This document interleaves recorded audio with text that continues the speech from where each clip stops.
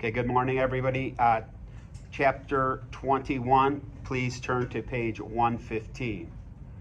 Opening day. I have been at Froggy's since 8 in the morning, polishing, stacking, mopping, you name it.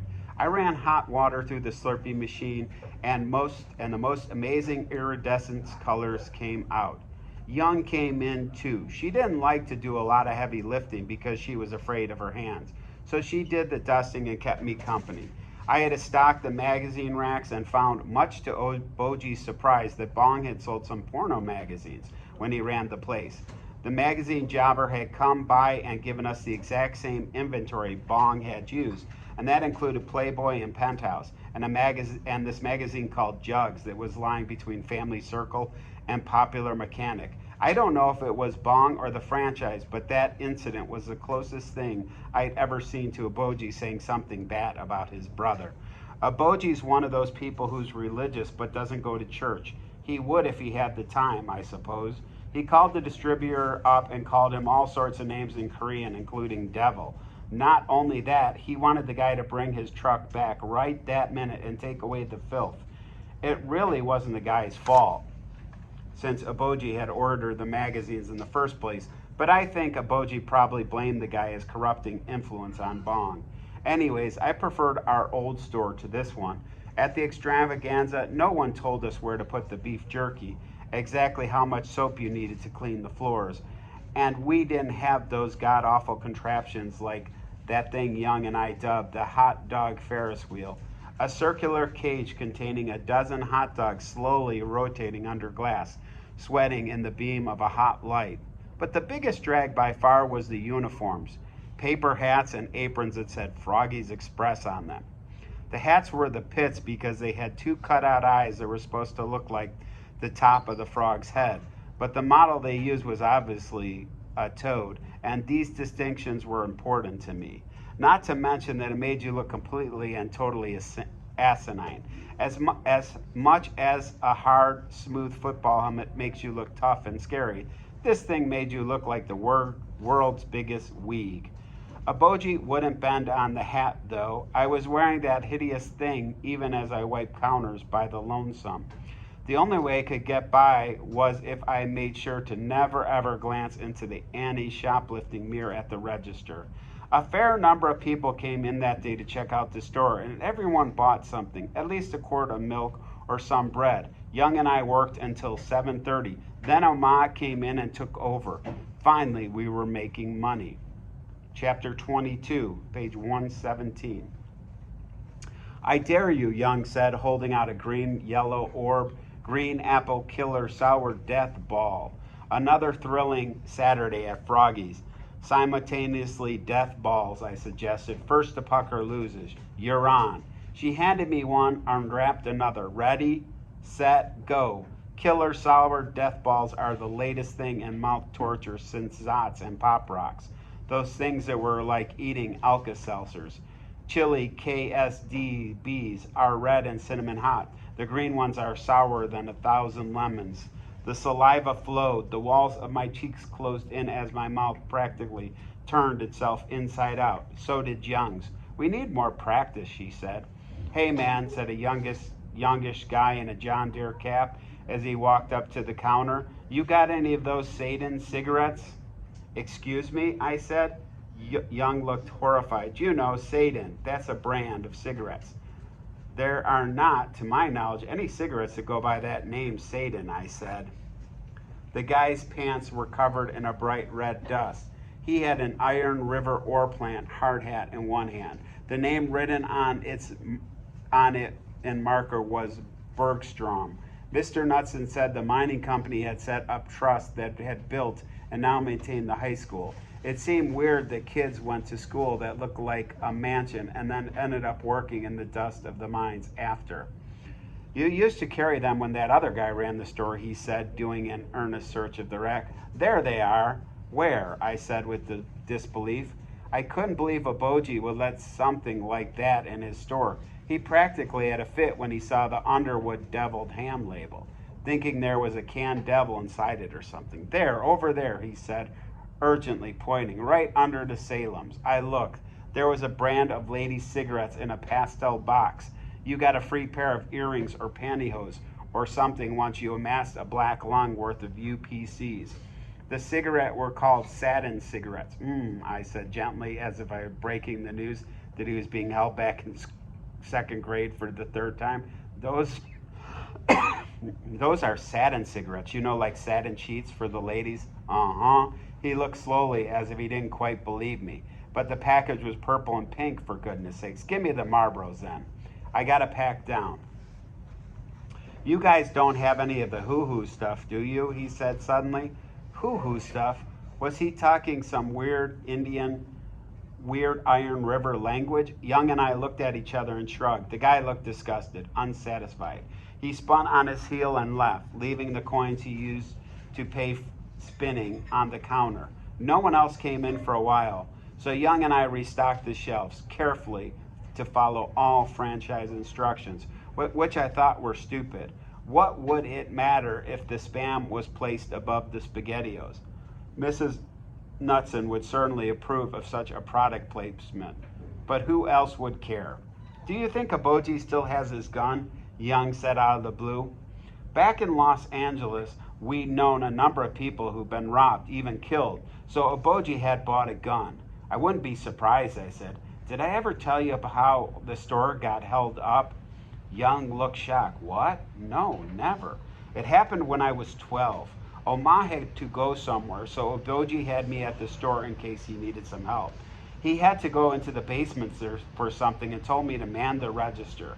I remember that day so clearly, the way the store smelled, vaguely fruity like chewed gum. How I almost hoped we'd get a customer so I could test my skills on the cash register. These three guys came in, I said. They didn't say anything. They just stood at the counter. I was about to ask them what they wanted, but then I saw the gun. Jesus, Chan, Young hardly ever swears. She put a hand to her mouth. The gun had been a dull color, fitting snugly in the man's squat fingers. Guns definitely look cooler in the movies. I figure I knew what they wanted, didn't need to wait for them to tell me. I gave them everything, even the food stamps. Oh my God, where was Aboji in all this? Downstairs, luckily. Could you imagine what would have happened if he busted the whole thing up with his gun? The store is not the place for a shootout. The robbers had been calm, cold, almost polite. They stashed the cash in the gun and walked out as if they merely bent in to get a bag of barbecue potato chips. And then Aboji came up a few minutes later and I told him what happened. So how come you never told us? Well, Aboji didn't tell the police because he said they wouldn't do anything and you can't trust them. We didn't tell you because we didn't want to scare you. It wasn't like Aboji said don't tell Young and Oma. It just turned out that way. And even now I wasn't telling Young everything. After the Roberts left, I sort of went into shock.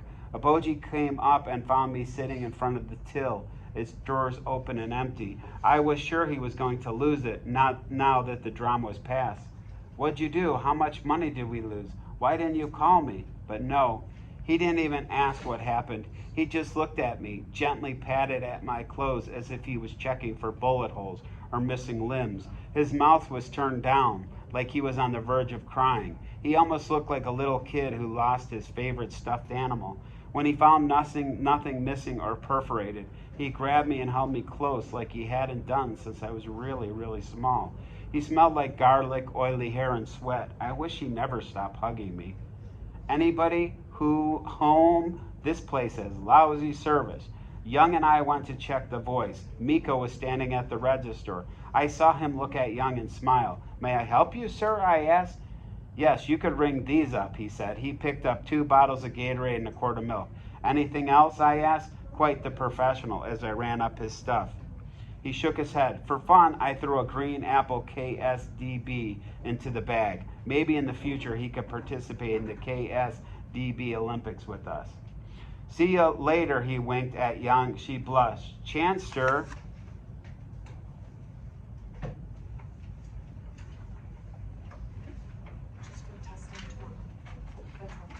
Chanster, I'll catch you at the park, right? We were going over to practice some. Just us, yeah. I meant to put 35 cents for the KSDBs into the register, but Young and I became absorbed in straightening the Astropop display on the counter. Astroprops were sharp, shaped like rockets in three patriotic colors, red, white, and blue. We arranged them so they stuck out in different directions, looking like they were going to blast off all over the store. Very eye-catching. A lobster claw grabbed my arm. "Don't you be passing off free things to your friends," Aboji hissed. It took me a second to realize what he's talking about. "It was a 35-cent piece of candy, Aboji," I said, my fist clenched under the counter, "and I was planning to pay for it. Don't you use your smart mouth with me. I am your father." "I'm not being smart. I'm telling you the truth. You just never listen," I was thinking. You, he raised his hand. And that split second, I decided if he's going to hit me, just as he probably been wanting for years, I would absolutely let him. "Oh, hi." Miko materialized in front of us, like on Star Trek. Aboji's hand dropped. "Gosh, I'm sorry. I totally spaced out and forgot to pay for this." He laid 3 shiny dimes on the counter and smiled winningly at Aboji. "See you again. See ya." Aboji skulked back downstairs. I dropped the 3 dimes. Ping, ping, ping into the till. "How do you know?" Young said with awe. "Does he understand Korean or anything?" "No, he just understands the universal language of the way upright, jerk-faced father. Chan, it's true," I said heatedly. "He never gives me or anyone a chance. Then he goes around acting so righteous like he's Mr. Perfect or something. Need I remind you that we are here on account of some screw-up of his brother? But no, Bong's fine, and I never do anything right. Chan, don't talk like that." I could tell I'd upset her. "Okay, I won't," I said. "But that doesn't change anything." When my shift was over, Aboji came by. It looked like he was going to say something. I have no idea what, but then he stopped. I took off my hat, laid it on the counter, and didn't say a word either. Then I walked out the door of the store and kept on going, alone. 23-124. In school, banners started appearing in the hall. Riverfest homecoming. I guess the big thing was who was going to be voted king and queen. Leland Farland, our quarterback, was one of the candidates. I imagine Miko would be there next year, too. The thing of interest to me was the game. Every so often at the home games, I kind of wished Aboji and Oma were there to see me play. I mean, everyone else's parents were. Miko's dad cheered so much at the last one that his voice was all hoarse over the intercom the following Monday. I would like to think that Aboji's attitude towards football would change if he sit down and actually watch a game. But I didn't know that for sure. At least I had Young sitting in the band rooting for me, and Mrs. Knudsen hollering from the front row. The day of the game, I could barely sit through class. After freezing through 2-a-days and watching game tapes all week, I just wanted to get out on the field. At dinner, Mrs. Knudsen talked about how exciting the game was going to be, perhaps not realizing that this was a subject best not discussed when Aboji was around, as he was tonight. Young left the house with me. The band people had to get there early to antifreeze their instrument. It was going to be a cold night. "Be careful walking in the dark," Oma said to us. Aboji stood behind her like a shadow and watched us go. Everyone has his own pregame ritual. Leland sits in the shower in the dark and makes funny humming noises like Miko listens to Matt about Mozart on his Walkman and won't talk to me. Jimmy won't shut up. Rom paces the floor like a zoo animal that's going to start biting at the bars of his cage any minute. Me, I do what I did before soccer games. Breathe really slow, meditate a little, and think about what I might be able to do in the game. Coach walked into the room, bringing us back into the here and now. "Listen up," he said. "You know the drill. Little Moon has a loose offense, but an excellent defense. So linemen, you push open the holes. We really have to drive through. Defense, you have to hold that line. The guy to watch is our running back, Jukic.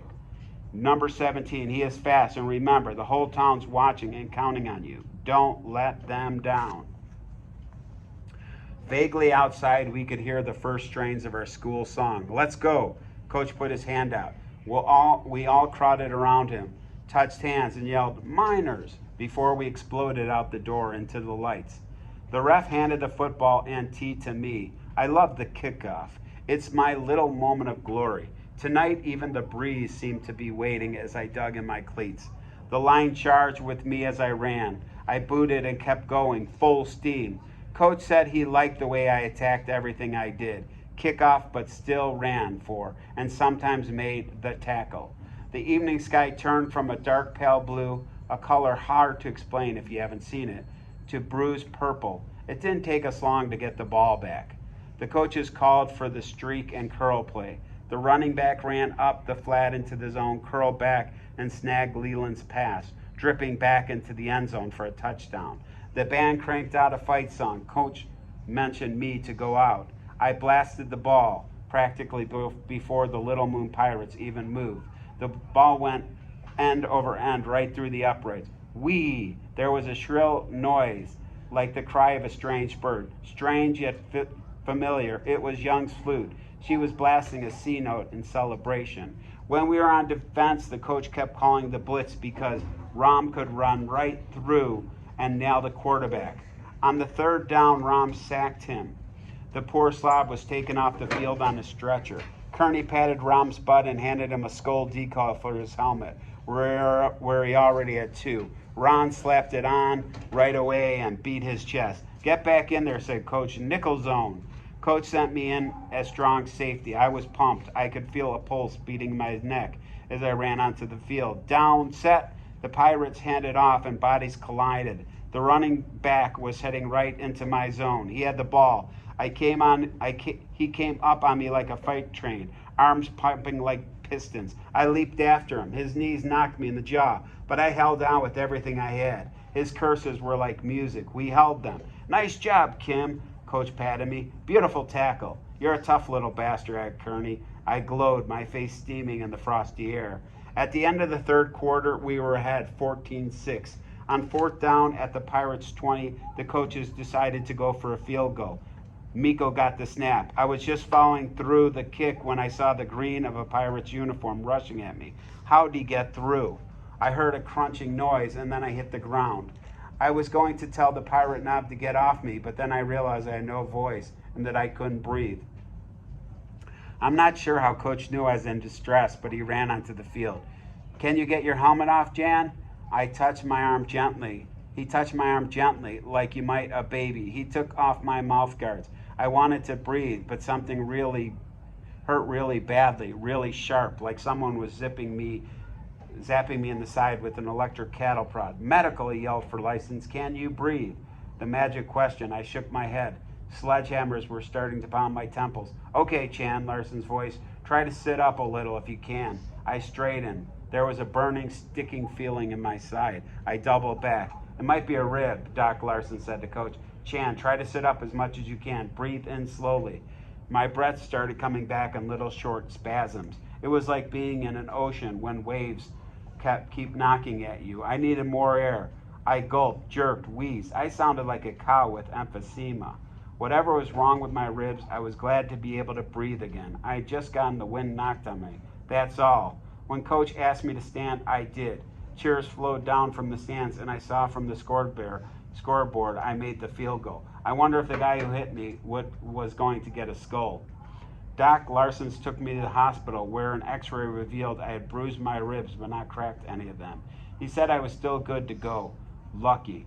He wound some gauzy junk around my torso and told me to let my girlfriend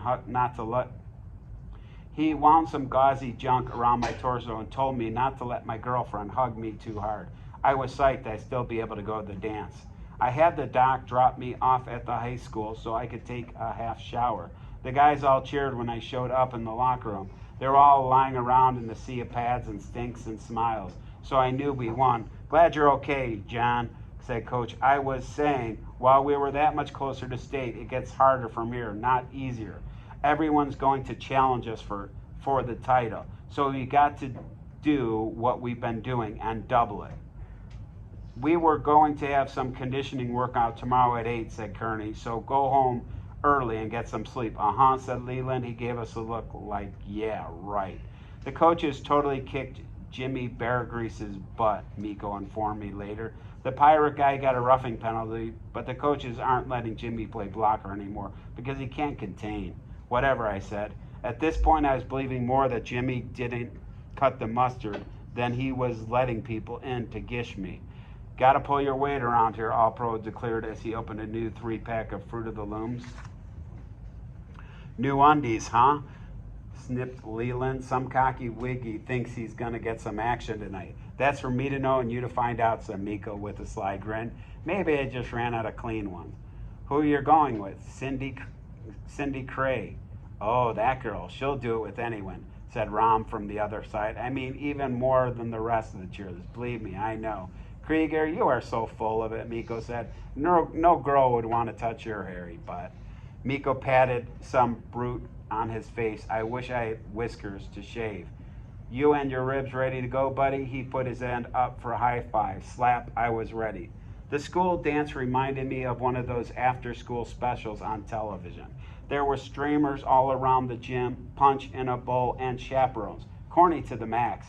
Maybe dances at my old school were like this, but no one I knew had ever gone to one. Corny or not, it was worth to see Rainey in a shiny black dress with blue trim that exactly matched her eyes. Man, it was worth it. Miko dragged me into the bathroom first. He brought some booze and trial-size shampoo bottles. We stood in a handicapped stall and drowned them. The bottle still tasted of soap. I think it was a mistake to bring Cindy, he said miserably. Now she thinks I like her, when all I wanted to do was come to the dance. You don't like her, I said. Now I could distinguish between all the blonde cheerleaders. She was the one with the interesting ice cream cone eating technique. She's just too enthusiastic. So what are you going to do, stay in the bathroom all night? Miko wrapped an arm around my neck. It felt as heavy as an anaconda. You're a cool cruiser, Chan. My whole life has changed because of you. He was getting drunk. I took the bottle away, pretending to drink it myself. If I sneezed, I expected bubbles of pert to come bleeping out. Come on, let's go dance this stuff off.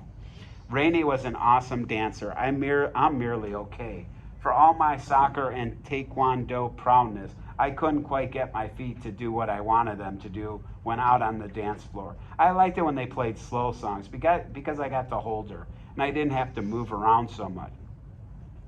Look who's with the sausage queen, said Rom, just loud enough for us to hear. He was with one of the cheerleaders with big boobs. Get a life, I said, pulling Rainey closer. Sometimes if you get happy enough, even total butt wipes don't bug you. He is the worst kind of a person, Rainey whispered to me. Dumb and with muscles. Don't forget evil, I said. She laughed, felt looser in my arms. I loved everything about this girl. Her teeth, her heavy lashes that gave her a sleepy, dreamy look, her hair. How come we didn't go to your house for pictures, she asked. Apparently for Riverfest, the whole tradition was to go to everyone's house and manufacture Kodak moments in 4 different living rooms. We only did 3. My excuse was going to be that Oma and Aboji were both working at the store, which they probably were, but somehow the words wouldn't come out. Do you want your parents to meet me? I sighed. It was not always convenient to date intelligent, perceptive girls. I rifled through a list of other possible cover-ups, then I gave up. Lying can be a lot of trouble. Only 2 things might bother them. You're not Korean and you're a girl. Oh, she said. My parents don't want me to date until I go to college, and then it's got to be only a Korean girl. Oh, she looked disappointed. You'll meet them someday, I told her, pulling her a little closer, even though a fast song had begun. We don't always see eye to eye on stuff, especially me and my dad. All I can do is ask you to be patient, I guess. I understand, she said. We ended up dancing more and more into the shadows, away from the center of the dance floor. I pushed my head towards hers in the dark. She was exactly the right height.